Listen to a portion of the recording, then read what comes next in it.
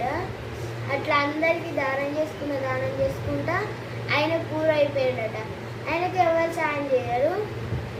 అట్లనే ఇక అట్లనే పోతా ఉంటుంది. వాళ్ళు 45 days వాటర్ తాగాలి.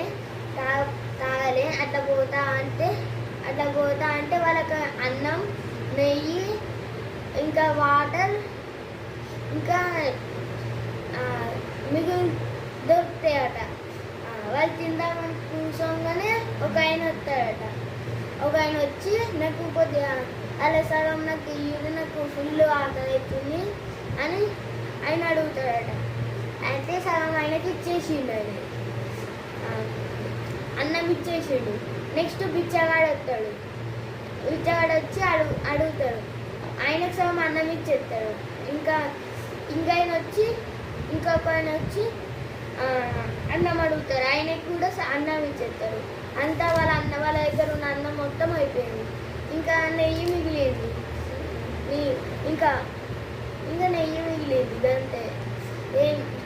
వాళ్ళు ఇక ఆయన దేవుళ్ళు పైకి వెళ్ళి చూసిరట. చూసి వాళ్ళందరూ దేవుడు లేక ప్రత్యక్షమయ్యారట.